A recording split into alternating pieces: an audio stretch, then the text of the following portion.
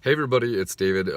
It's been a long time since I've done a Facebook Live, and I felt inspired to do it because I just read a post from a client of ours who wrote something pretty awesome on Facebook, and I have decided to do a post about spirituality, which is a topic I don't really ever discuss with you guys, but I think it's something I am incredibly passionate about, something I use in my life every single day. And it's something that I think is too damn important not to talk about. So I thought we'd talk a little bit about spirituality and the power that comes from that. Just to be clear, I'm not talking about religion, because religious beliefs can be divisive or confusing or whatever, and people can have different stances. I am talking about spirituality, a belief in a higher power, a belief in something beyond what we see, feel, hear, and touch. Because, to me, as I wrote above, I think that there is nothing more powerful than how you go about your daily life, and the thoughts, words, beliefs that you are working on and bringing into your life. And I think it's more than just the power of positive thinking. I literally think it's the power of spiritual. It is a spiritual, it is a higher power. If you don't jive with this, that's fine, that's cool. I'm not going to be offended, but it's something I've seen so much in my life. And to be honest, as Abby and I have continued on in our lives, we have worked more and more diligently in this way. And it really brings not only success in our outer lives, but also happiness and fulfillment in our internal lives, and shit just going well. Not to say bad things don't ever happen to us. That's not true. We have crap happen, and sometimes we let our doldrums catch up with us, where we get in, things happen on the outside and we start reacting to them personally. But look, in terms of my life, in terms of my business, in terms of my health, in terms of many, many aspects of my life, spirituality has been the thing that's rooted and grounded me and helped me bring about crazy, amazing, and dare I say, effortless, freaking easy change in my life in ways that are literally magical and unexplainable. I have tried both ways. I have tried working hard and not really controlling my thoughts and beliefs and spiritual power, or harnessing that. And I have tried focusing most of my effort on my spiritual power, and we'll talk about more about what that means later, and not really working that hard, quote unquote. And not only do I get better results in the latter, I enjoy the hell out of the latter. Sometimes people seem annoyed with me when I say things like, I golfed on Thursday, or I work really hard Monday through Wednesday, like 12 and 14 hour days, but then I do whatever the hell I want on Thursday. And sometimes I've seen people be like, well, it's nice that your life's that way. But to be honest, that's the way I've created my life. I have created my life as an outer reflection of the lifestyle I want. So I don't know if that's too tangential, but I'm just building a case for using spiritual power as a way to create serious, badass, freaking amazing change in your life. And I'm talking physical health, weight loss, financial health, romantic life, relationships, cool trips you want to go on, whatever. I'll tell you resources I've used in my life big time. Probably the best, and the one Abby and I keep going back to, is books by the woman Jen Sincero. is there an H? Sincero, I think it is. She wrote 2 books. You Are a Badass. It's a bright yellow book. You're a Badass, How to Stop Doubting Yourself and blah, blah, blah. I can't remember the rest of it. And then the next one's called You Are a Badass at Making Money. And I listen to this thing all the time. I listen to it audio. I read it all the time. Not just because I would always love to make more money, and running a successful business is very, very important to us, because Abby and my mindset and success in our business is what keeps us able to live and not go running, having to get a job, because this is what we love and this is what we want to do. It is just a book that roots me and grounds me and keeps me working on being the best damn version of myself to really bring the best of us to you guys and to this business. If you aren't working on your spiritual health, I think the problem is that you go back to your status quo, ho-hum, bullshitty, life's just okay, it's happening to me, blah, blah, blah crap. If you are creating higher versions of yourself through imagery, through belief, through faith, through gratitude, you are able to attract into your life things that are so much more exciting, positive, and in line with who you really want to be in this world. I wholeheartedly believe that, and I hope you do too, and or are open to that possibility. This sunshine coming in here is brutal right now. So let's talk a little bit about it. Number one is we spiritually attract what we focus on, okay? You attract into your life what you focus on. If you aren't in the process of actively creating what you want most in your life, chances are you are attracting crap out of your fear, anger, worry, those shitty emotions, right? You are letting external events dictate whether you are happy or sad, and you are letting the world tell you whether you should be in a good mood or a bad mood.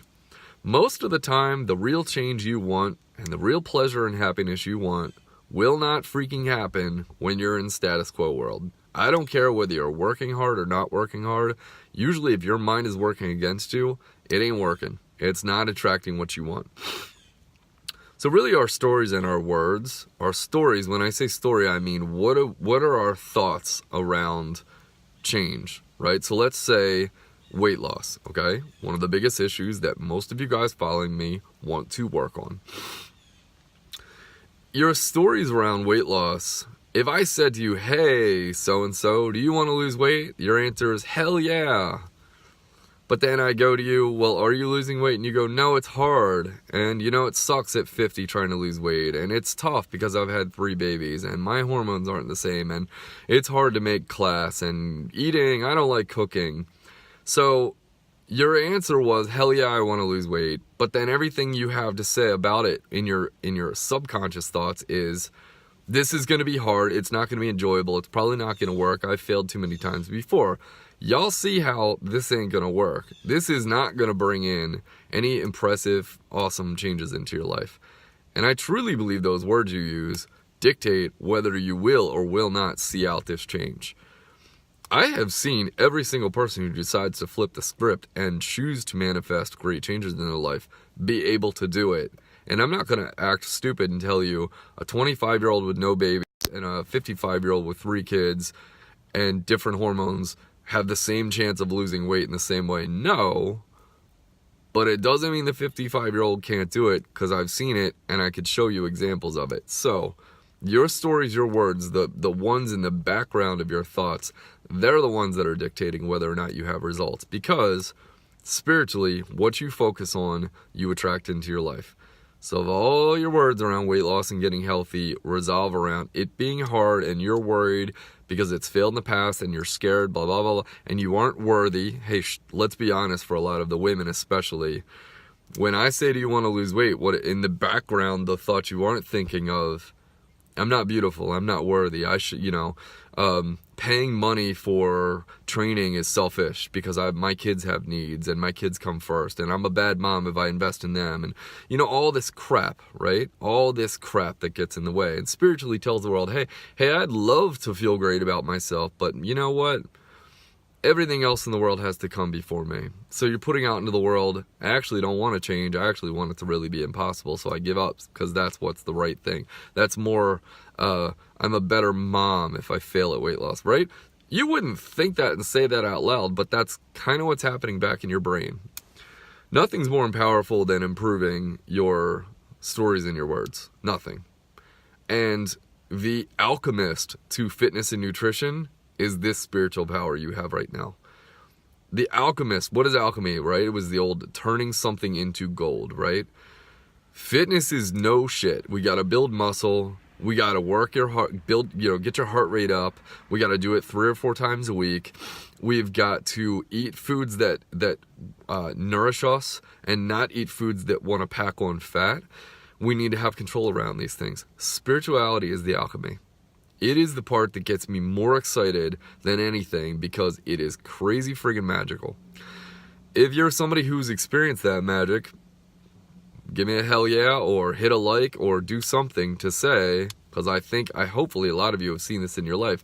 And maybe it's not around fitness or fat loss yet. Maybe it's been in other realms of your life. Like, really knowing this great partner of yours is out there, and even when all signs say you're a single ass person who ain't dating anytime soon, you still held this vision of, I know this perfect partner is out here for me, and I'm super excited to see them, and I'm envisioning what life is like with them, and I'm feeling the emotions of excitement about being with them, and bam, this perfect person shows up in the weirdest, most convoluted way, and my God, what a great relationship. Or maybe it's work that you found that you thought, well, I should be responsible and do this job because it pays, it's a steady paycheck. But your heart said, hell no, I want to do something exciting like start my own business. And even though everybody tells me get a stable job, I have this vision for doing what I love in the world, and the world is going to bring me the clients so I can do this because that's my passion. And then voila, there's this career popping in you, falling into your lap. You might have seen other ways, other realms where where you have manifested something really badass spiritually. And let's talk about how that happened. And if that has, why don't you tell us about it? Why don't you write a little comment? My relationship, my work, my this, my that, something. I could tell you probably 5 or 10 of them if you gave me a couple minutes, but so here's what I want you to do. 2 big things. Number 1 is look at your stories. And when I say look at your stories, I say, look, if I sat here face to face with you and we were in a coaching session and I said to you, tell me all your thoughts around your ability to and worth what and deservingness of losing weight.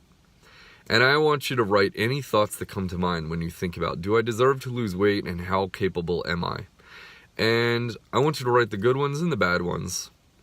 And then I really want you to rewrite those bad ones into something that's more powerful that serves you, right?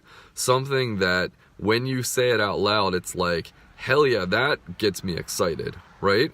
Rewrite that shit, or you're letting it just live itself out.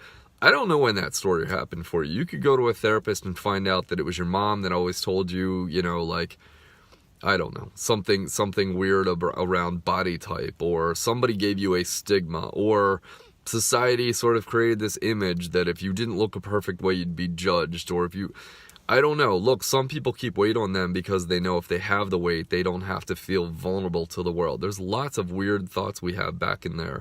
I challenge you to go into those thoughts and bring them up to the surface in all their ugly warts and rewrite them in a way, especially the really strong ones that have a lot of emotion for you, the ones you feel like, oh, that's the one that's there, right? I don't like it, but it's there, I know it.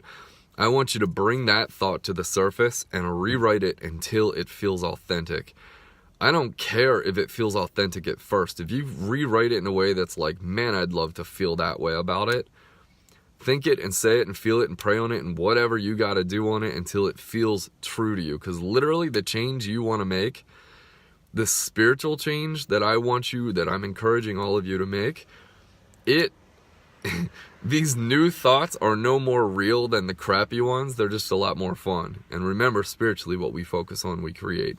So the words you choose and you say to yourself are more profound than you just wanting to create change. Everybody wants to create change. Everybody wants to make more money, find love, have more fun, lose weight, feel right. But if your words aren't aligned with that, you aren't aligned with that. You're not empowering that behavior. Okay, so that's number 1. Find those stories, rewrite them. Number 2, focus on and practice the art of faith and gratitude.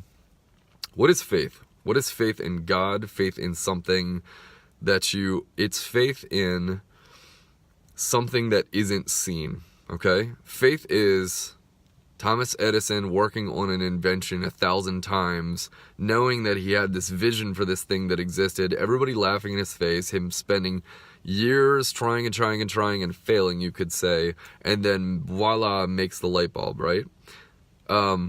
Faith was his insatiable fire to make this thing manifest that he always knew was possible, and believing that it existed before it existed, and probably while people laughed in his face about it. That's what faith is, right? Faith in God is faith in something that you're never going to see, hear, and touch in this lifetime, unless maybe you have a near-death experience. But it is a belief that something is out there that you very much want and intend to bring into your life. And then gratitude, this is an awesome one. I mean, if you can spend effort on any one thing other than just writing better stories, it's being grateful for what you want to attract into your life. And this one is tricky, and this one is also, what's the word? Paradoxical, because some of gratitude is being grateful for what hasn't happened yet. If you heard that straight, being grateful for what hasn't happened yet is one of the most important pieces to creating a spiritually uplifting life. It is when you start the process of losing weight, being grateful for every little thing you've accomplished. And this is where I get so pissed off when somebody says, I only, in front of the change that they just created. I only lost ... I want to freaking go over there and smack people that say that. I won't do it. Don't worry, folks. I have empathy for the fact that, look, we all wish we had more. And that's probably why we don't. But I don't ever want to hear out of your mouth, I only lost 5 pounds. Well, goddamn, that's 5 more than you lost last month. And guess how you lose 35? 5 at a time, right? So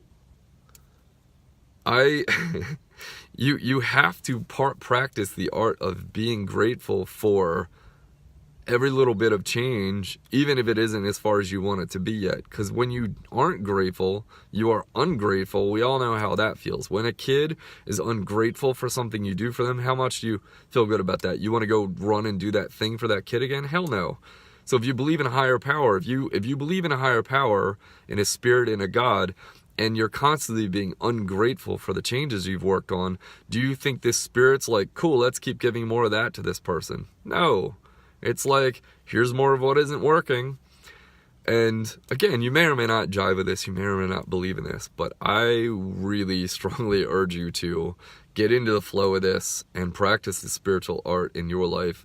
I encourage you to read Jen Sincero's 2 books. I encourage you to listen to them on audiobook if you want. I encourage you, even if you don't need to make more money, listen to her book on money. It's freaking amazing. It's freaking amazing. What she teaches you and how much she's going to inspire you to absolutely love what you do in this world and do nothing short of that. If you aren't happy and kicking ass in realms of your life that you want to be, read those friggin' books. She'll make you laugh. She does it in the most accessible, funny way I've ever seen before. I find it incredibly, like, I've read other spiritual books, Eckhart Tolle's Power of Now, and a book by a former coach I used to work with, and her books are funny and accessible and really powerful. I just want you all so much to be living the lives, the health, the body, the money, all the stuff you want at the highest potential you have. More than just to lose weight, okay? I want that for you. That is what I'm truly excited for you all to create. So with that, unless you all have any comments or questions, right now I see who's popping on, but I haven't seen any questions. And I don't know if my phone isn't showing questions or comments or if there aren't any questions or comments. Maybe somebody could leave one right now like, hey, I'm watching. I see like Christy and Adrian hopped on very recently. Nancy did too. Michelle Dixon, all these people are on this thing, so, or were at some point. So maybe you could just say something so I'll know, am I actually seeing comments or am I missing them? But anywho, I hope you enjoyed this talk. I don't know what I'm going to do with it. Maybe I'll do like a live talk about this, but it's something that Abby and I are so crazy into and have been for years, for decades. To be honest, back in the late 90s, early 2000s, this is what took me on my journey to the Appalachian Trail that had me hike from Georgia to Maine. This is what had me land back in Maryland and find acupuncture school. I have always had faith in some adventure. I see life as adventure. One of the biggest gifts I give to my children is spontaneity, right? We all got things we wish we didn't give to our kids, like impatience or whatever. I yell more than I want to with my kids, but damn it, I teach them about spontaneity and doing stuff that makes them feel alive.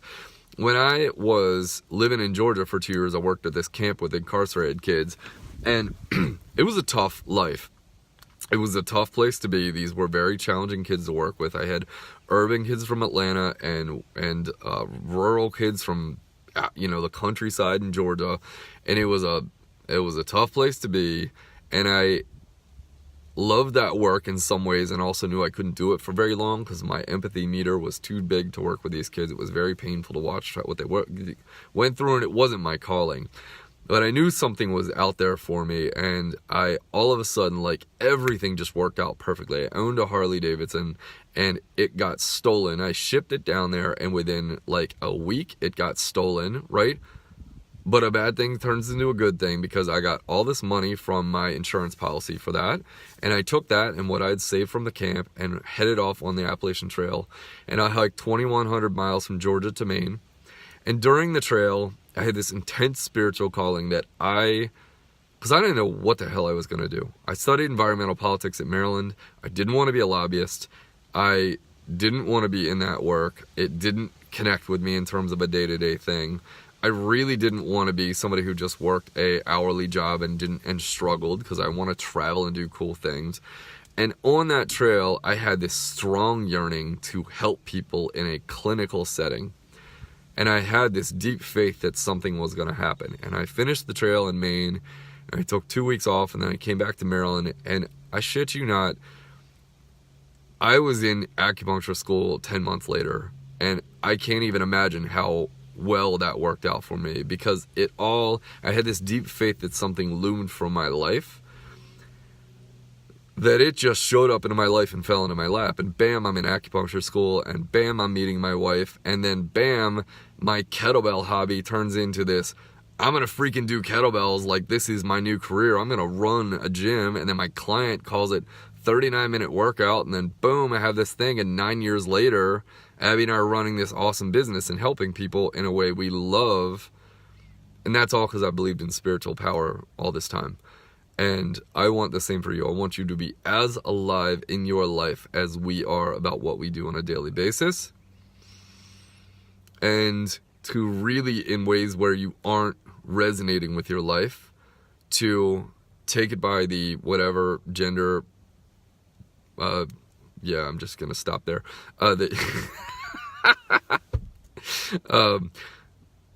To take it by the whatever and freaking go for what you actually want to be doing and love, okay? Never sell yourself short, and never just accept some boring ass status quo version of your life and your health, okay? That's what I'm here to challenge you all to do. And I think if you want to do it the right way, don't just do nutrition and exercise or acupuncture treatment.